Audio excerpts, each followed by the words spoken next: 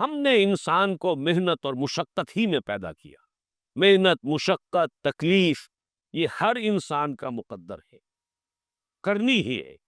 فرق صرف یہ ہوتا ہے کہ کسی کی مشقت اور محنت جسمانی زیادہ ہے، اینٹیں ڈھو رہا ہے غریب، کشتی چلا رہا ہے. کسی کی محنت مشقت ذہنی زیادہ ہوتی ہے، بیٹھا ہوا تو ہے آرام کرسی پر، ریوالونگ چیئر ہے بڑی آرام دہ، لیکن اس کی جو ذہنی مشقت جو وہ کر رہا ہے. جو جسمانی مشقت کرتا ہے وہ رات کو پاؤں پھیلا کر سوتا ہے، چاہے روٹی بھی پوری نہ ملی ہو، لیکن اسے پتہ نہیں ہوتا رات کب گزر گئی. اور یہ دوسرے جو ہوتے ہیں انہیں رات کو بھی نیند نہیں آتی، مخملی گدیروں پر بھی نہیں آتی. انہیں ضرورت ہوتی ہے ہپنوٹکس کی بھی، سیڈیٹیوز کی بھی، ٹرینکولائزرز کی بھی، یہ ساری چیزیں وہاں چلتی ہیں، اس لیے کہ ان کی جو کوفت ہے وہ کسی اور قسم کی. لیکن بچا ہوا کوئی نہیں ہے. محنت، مشقت، قرآن نے اتنی قسمیں کھا کر اللہ نے کہا ہے. ہم نے انسان کو، یہاں کسی انسان کی تخصیص نہیں ہے. محنت، مشقت، اور اس محنت مشقت کے ساتھ اس میں غالب نے ایک اور رنگ داخل کیا ہے، اس کے ساتھ غم بھی. مثلا حیوان اور انسان میں کیا فرق ہے؟ بیل ہے، کولو چلا رہا ہے، مشقت تو وہ بھی کر رہا ہے. بار برداری کا اونٹ ہے، بوجھ ڈھو رہا ہے ادھر سے ادھر تک، محنت تو وہ بھی کر رہا ہے. انسان محنت بھی کرتا ہے، مزید اس کو رنج اور غم جو سابقہ اس کو پیش آتا ہے. بیل کو پتہ بھی نہیں ہوگا میری کو اولاد بھی ہے، نسل بھی ہے، وہ کوئی بیمار ہے، کس حال میں ہے. گائے کو بھی اپنے بچے کی خبر ہوگی، وہ چھوٹا سا جب ہے دودھ پیتا ہے، اس کے بعد اسے کیا پتا وہ کہاں گیا کہاں نہیں ہے. انسان کو جو تکلیفیں جھیلنی پڑتی ہیں، جو غم جھیلنے، وہ حیوان کے لیے نہیں ہے، یہ انسان کے لیے. اسی لیے کہا غالب نے کہ قید حیات و بند غم اصل میں دونوں ایک ہیں، موت سے پہلے آدمی غم سے نجات پائے کیوں. تو یہ مشقت اور غم دونوں کو شامل کر لیجئے. انسان کا معاملہ حیوان سے بدتر ہے اس پہلو سے. کبھی کسی بیل کو، اونٹ کو وہ صدمہ نہیں ہوا ہوگا کہ بیٹا نے سینے تان کر کہا ابا جان آپ چھوڑیے، آپ کیا باتیں کرتے ہیں، آپ دقیانوسی باتیں کرتے ہیں، اب زمانے کا رنگ بدل گیا. وہ جو بوڑھے باپ کو جو اس وقت صدمہ پہنچتا ہے، یہی ہے وہ جس پر میں نے اپنی جوانی کھپائی ہے، جس میں میں نے اپنے آپ کو انویسٹ کیا ہے. آج یہ میرے سامنے کھڑا ہو کر کیا کہہ رہا ہے. اور یہ تو میں نے بڑی ہلکی مثال دی ہے. گالیاں دینے والے بھی ہیں، ماں باپ کو قتل کرنے والے بھی ہیں. مرتا نہیں ہے بڈھا، یہ مرے تو مجھے یہ ساری جائیداد ملے اور مجھے آزادی حاصل ہو. اے انسان، تجھے مشقت پر مشقت جھیلتے ہوئے، محنت پر محنت کرتے ہوئے ہی آگے بڑھنا ہے، اور پھر اپنے رب کے حضور میں پیش ہونا ہے. یہ اور مصیبت ہے. کسی اونٹ اور کسی بیل سے محاسبہ نہیں ہے وہاں. اس روز کہے گا کعبہ کاش میں مٹی ہوتا، انسان بنا ہی نہ ہوتا میں، جسے آج ہم بہت بڑا شرف سمجھ رہے ہیں، شرف انسانیت. کاش کہ میں مٹی ہو، یہ انسان کی حیثیت مجھے دی ہی نہ جاتی کہ میں آج یہاں کھڑا ہوں جواب دے کے. حضور نے فرمایا کل نفس یغدو فبائع نفسہ فموتقھا وموبقھا. ہر انسان جب صبح آنکھ کھلتی ہے، رات کے سونے تک وہ اپنے آپ کو بیچتا ہے. کوئی جسمانی مشقت اپنی بیچ رہا ہے، شام کو 100 روپے لے کر آیا ہے، اس نے اپنی جسمانی محنت بیچی ہے نا. کسی نے اپنی ذہنی محنت، ذہنی صلاحیت بیچی ہے، چاہے وہ ڈاکٹر ہے، چاہے انجینئر ہے، کوئی اور ہے، وہ اپنی ذہنی صلاحیت بیچ رہا ہے بیٹھا ہوا اپنے کلینک میں، اپنے آفس میں. بائع نفسہ، اپنے آپ کو بیچتا ہے.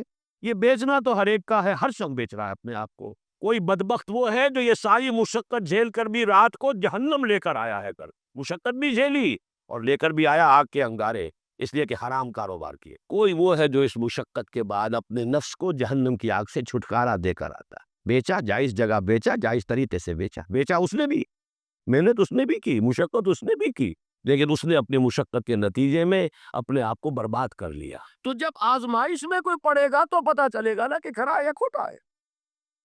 آزمائش میں نہیں آیا، امتحان میں نہیں آیا، کوئی تکلیف آئی نہیں، تو وہ کھرے اور کھوٹے گڑبڑ رہیں گے، ملے جلے رہیں گے. دودھ کا دودھ اور پانی کا پانی جدا نہیں ہوگا. کیا لوگوں نے یہ سمجھا تھا کہ وہ چھوٹ جائیں گے صرف یہ کہنے پر کہ ہم ایمان لے آئے اور انہیں آزمایا نہ جائے گا؟ ہم نے تو آزمایا ہے ان سب کو جو ان سے پہلے آئے. تو یہ تو یوں سمجھیے کہ اس راستے کا ایک مستقل معاملہ ہے. جو آئے سوچ سمجھ کر آئے کہ یہ شہادت گاہ الفت میں قدم رکھنا ہے. لوگ آسان سمجھتے ہیں مسلمان ہونا. جس نے کہا آمنت باللہ، ہم نے آزما لیا، سچ مچ کا یہ ہم پر ایمان کا دعوے دار ہے یا جھوٹ موٹ کا دعویٰ کر رہا ہے؟ یہ سچ مچ کا عاشق ہے یا جھوٹ موٹ کا عاشق ہے؟ ظاہر بات ہے کہ امتحان نہ ہو، آزمائش نہ ہو تو کیسے ان کے بابین تمیز ہوگی. کہہ تو دیا سب نے آمنت باللہ. اب ذرا تھوڑی دیر کے لیے ہم بھی اپنے گریبانوں میں جھانکے، ہم بھی کہتے ہیں نا اللہ کا. ہمارا ایمان ہے اللہ پر، آخرت پر، رسول کا عشق کا بھی دعویٰ ہے، اور جب باتیں ہم سنتے ہیں تو بڑے جھومتے ہیں، لیکن یہ کہ واقعتاً آدمی جھانکے اپنے قلب کی گہرائیوں میں کہ یہ ہم کتنے کچھ سچے ہیں اپنے اس دعویٰ ایمان. جہاں کوئی معاملہ آیا، اگر ہم اس دین کے اس حکم پر عمل کرتے ہیں تو اتنا نقصان ہوتا ہے، اس حکم کو پیچھے ڈال دیں تو اتنا نفع ہوتا ہے. سچ بتائیے کہ ہم میں سے اکثریت کا فیصلہ کس بات کی طرف جائے گا؟ دین کا حکم پس پشت، دنیاوی مفاد وہ مقدم. تو معلوم ہو گیا کہ ہمارا یہ دعویٰ جو ہے اللہ پر ایمان کا اور آخرت کے یقین کا جھوٹا نہیں دعویٰ ہے. کیوں اللہ کی طرف سے یہ چیزیں آتی؟ دیکھو، کوئی مصیبت تم پر نہیں آ سکتی، نہیں آتی مگر اللہ کے عزیز. وَمَن يُؤْمِن بِاللَّهِ، اور جو شخص اللہ پر ایمان رکھتا ہو، یہدِ قلبہ، اللہ اس کے دل کو ہدایت دے دیتا ہے، اس کے دل کو سکون عطا کر دیتا ہے، وہ راضی برضائے رب ہو جاتا ہے، اس میں شکوہ نہیں رہتا، اس میں شکایت نہیں ہوتی، اس میں تلخی نہیں ہوتی. کیوں ہو گیا، کیسے ہو گیا، کیوں ہو گیا، نہیں ہونا چاہیے، نہیں دیتے. یہ سارا جو پیچ آدمی کھاتا رہتا ہے نا، اندر ہی اندر وہ جو پیچ کھا رہا ہے، اس سب پیچ سے نجات نہیں گئی. پہلی بات یہ کہ یہ اللہ کی طرف سے آزمائش کے طور پر آتی. آزمائش، میرا بندہ اس پر صبر کرتا ہے یا نہیں، یا میرے خلاف بکواس کرنے پر آمادہ ہو جاتا. اللہ کو ایسا ہے، اللہ نے تو ہم پر کبھی کرم کیا ہی نہیں ہے، اللہ تو ظالم ہے، معاذ اللہ معاذ اللہ معاذ اللہ. کہیں ایسا تو نہیں؟ میرا بندہ جو ہے تکلیف کو جھیلتا ہے میری وجہ سے، یہ سمجھ کے کہ اللہ کی طرف سے آئی. یہ سب جو ہے یہ بہت بڑی کامیابی ہے اگر انسان کو حاصل ہو جائے. اور اس صبر کے نتیجے میں دو اور باتیں پیدا ہوتی. یہ مضامین علیحدہ علیحدہ خروج کے اندر آتے رہے، لیکن آج ایک نئے عنوان کے تحت جمع ہو کر آ رہے. پہلی بات یہ ہوتی ہے کہ یہ امتحان کا نتیجہ کیا نکلتا ہے کہ آپ نے ایک امتحان پاس کیا تو آپ کے اگلے درجے میں ترقی ہو جاتی ہے. 5ویں کا امتحان پاس کر لیا نا تو 6ٹھی میں جائے گی.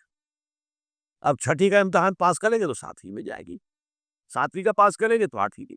درجہ بدرجہ انسان کی دینی، ایمانی اور روحانی ترقی کا ذریعہ یہ آزمائش میں.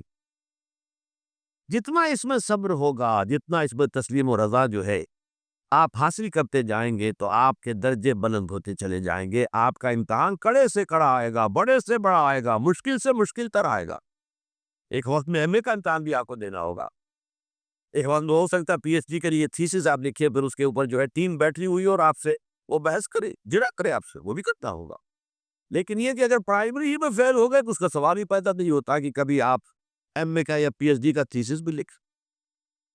اور اسی کو دوسرے انداز میں کہا گیا ہے قرآن مجید میں، وَلَيُبْلِيَ الْمُؤْمِنِينَ مِنْهُ بَلَاءً حَسَنًا. اصل میں ابلا کہتے ہیں، بلا یبلو جو ہے عربی زبان میں آتا ہے آزمانا. خلق الموت والحیات لیبلوکم ایکم احسن عملا. یہی معنی ابتلا کے بھی، ابتلا یبتلی آزمانا. ابلا یبلی جو آتا ہے باب افعال سے، اس میں آتا ہے کسی کو کسی تکلیف میں ڈال کر اس کو نکھارنا، کہ اس کا جوہر نکھر جائے، اس کے اندر جو خیر ہے وہ اور چمک جائے، لوگوں کو بھی معلوم ہو جائے کہ یہ شخص اس مقام کا اہل ہے، اس کے اندر یہ صلاحیت ہے، اس میں یہ قوت موجود ہے.